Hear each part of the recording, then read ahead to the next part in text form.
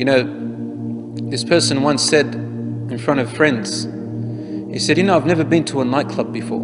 Everyone looked at him with shock because he said, I've never been inside of a nightclub.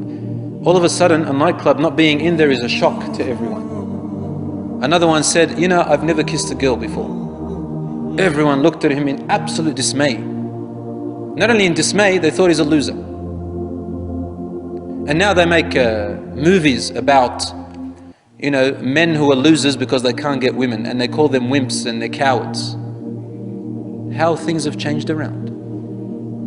Where women have lost their absolute value, men have lost their value, and this type of behavior is considered to be noble and courageous. Allahu Akbar. You're a warrior, you're a hero if you can serve your lusts and temptations.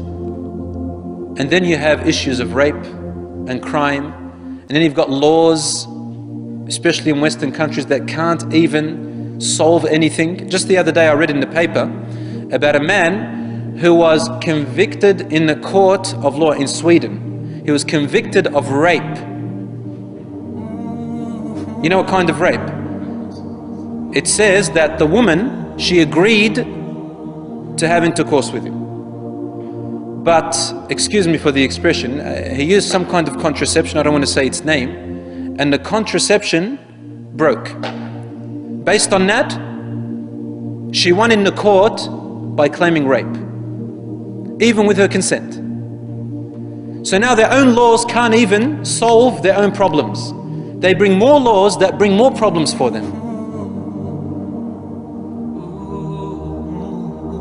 And Allah says in the Quran, وَاللَّهُ يُرِيدُ أَن يَتُوبَ عَلَيْكُمْ Allah wants to forgive you. وَيُرِيدُ الَّذِينَ يَتَّبِعُونَ الشَّهَوَاتِ أَن تَمِيلُوا مَيْلًا عَظِيمًا. Those who follow their own lusts and temptations, they want to lead you astray, away very far. يُرِيدُ اللَّهُ أَن يُخَفِّفَ عَنكُمْ. Allah wants to lessen the burden off your shoulders. He doesn't want you to fall into harm. He doesn't want you to fall into predicaments where you can't climb out of. يُرِيدُ اللَّهُ أَن يُخَفِّفَ عَنكُمْ. These laws in our deen are only there to protect you. They are not there to cause you harm or restrict you, ya akhi. They are there to protect you because there's so much harm out there. وَخُلِقَ الْإِنسَانُ ضَعِيفًا. Allah also tells us, follow my laws because you're weak. You're weak. Pass them and follow my guidance. I'm there for you. Like what your father and mother do. To keep you away from fire, keep you away from harm. They restrict you and place boundaries around you. We need boundaries from Allah, otherwise we fall into harm. And then there's AIDS, and there's HIV, and there is unwanted pregnancies by girls who are only 13 years old, 13, 12, 13. And what happens to the child? They put up for adoption. The child grows up without a father or mother. What oppression! What oppression! Only to repeat the same thing again and again. So there is great harm in this. And here we are, they're trying to tell you youth that doing these actions makes you a man. You want to become a man? I dare you to get married. I dare you to get married. Because to them, this is the most cowardly thing. They don't dare to get married, brothers and sisters. They don't dare to get married. I know of a friend who was sitting here among you, I don't want to point out to him, but he had a neighbor who was married to his wife for how long? As far as I can remember, maybe 20 years. They had children and in the end they divorced, they separated. They didn't divorce, they separated in a de facto relationship. They were too afraid to get married.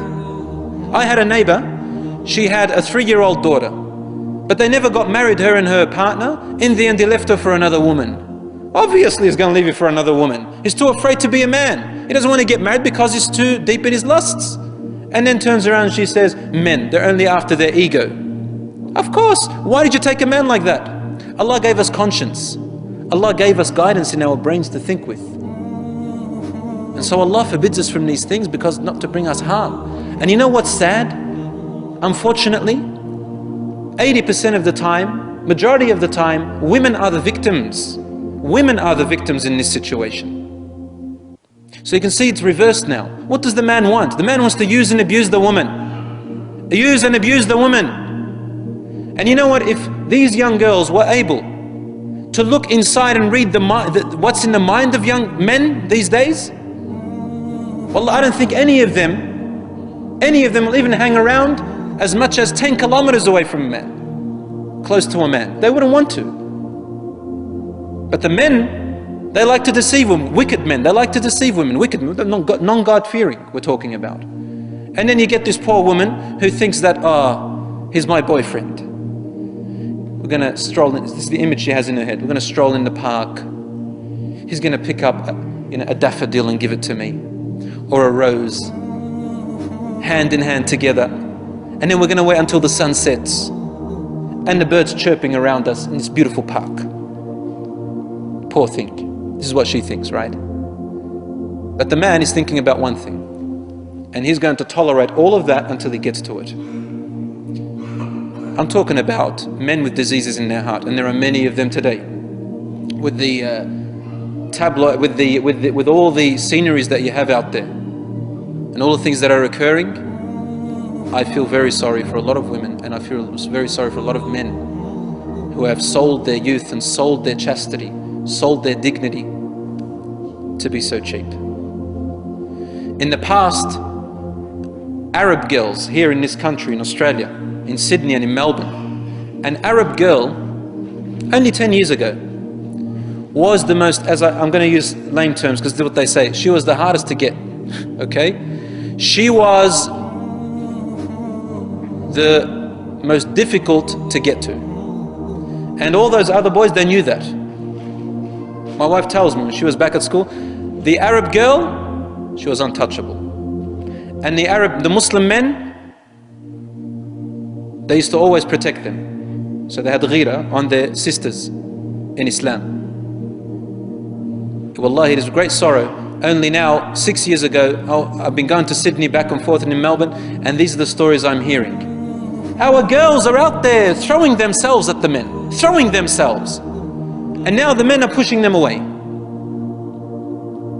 From where Allah put us, put our sisters to where they become like trash, cheap, because she wants some attention. And I say subhanallah to these men who pick on women who don't put their hijab, and I say, it's her fault, it's her fault. You come to a man and say, well, it's her fault. This is some culture we have where boys are allowed to go out with the girl, do whatever he wants because it's the girl's fault. Did you not know that in the Quran Allah subhanahu wa ta'ala addresses the man first in relation to this type of religion? He says قُلْ لِلْمُؤْمِنِينَ male, masculine term. قُلْ لِلْمُؤْمِنِينَ يَغُضُّ مِنْ أَبْصَارِهِمْ. Tell the believing men to cover their gaze, to guard part of their gaze, meaning not to use their gaze too much. Then he says وَقُلْ لِلْمُؤْمِنَاتِ يَغْضُضْنَ مِنْ أَبْصَارِهِنْ. And then say also to the women, believing women, to guard part of their gaze. وَيَحْفَظْنَ فُرُوجَهُنْ. And to guard their chastity. وَلَا يُدْنِينَ زِينَتَهُنَّ إِلَّا لِبُعُولَتِهِنْ. And not to reveal their adornments and their beauty except to their husbands, or to those whom they cannot marry, like her father, her brother, and other women. That's okay, in order to protect her own chastity. But Allah addresses the man first. So hijab actually applies to the man before the woman. Because hijab is not about a scarf on the head, habibi. Hijab doesn't mean scarf. A lot of people who say hijab, I'm going to wear the scarf soon. Scarf is not hijab, habibi. Scarf is just covering the hair, not revealing the body and covering the hair. You see them walking out with tight clothing, mashallah, and then she's got a little scarf on her head, mashallah. They calls it hijab. This is not hijab. Hijab is protection and veil. And for the man there is a protection and veil. The veil is their behavior. And the man also has a modest dress code as well. But hijab not only is in clothing but also in behavior. In fact, there is a greater emphasis on hijab in the behavior and attitude than there is on clothing in the Quran and in the Sunnah, ya ikhwan. So much about talking about the voice, about the socializing, how far you can go, about the manner that you walk, the way that you seclude yourself, the way you gaze at people, the way you present yourself. All of this is part of hijab, and clothing is only one little portion of it all. So my dear brothers and sisters, don't fool yourselves. Hijab to both areas, and that way you will guard yourself, guard your mothers, guard your sisters, guard your daughters, guard your wives, and guard yourselves. I know of some sisters who got fooled by the shaitan. They saw their brothers going out and doing what they want to do, and then what happens to the girl? as she grew up with her foolish, weak brain, and obviously with parents who don't know how to raise their children, she began to want to do what her brothers do.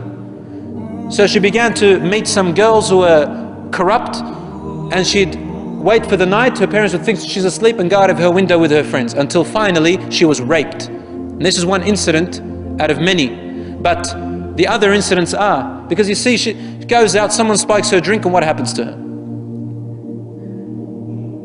And some of them, they are convinced that this is what they should do. These girls think that this is what they should do. Allahu Akbar. They become slaves to society. Slaves. And they call hijab slavery? This is an independent woman who doesn't want all of that. She has guarded herself from all of this. Whereas the other ones, boys and girls, they have made themselves slaves to their lust, temptations, and the society. So I challenge you to get married and become a man. I challenge you.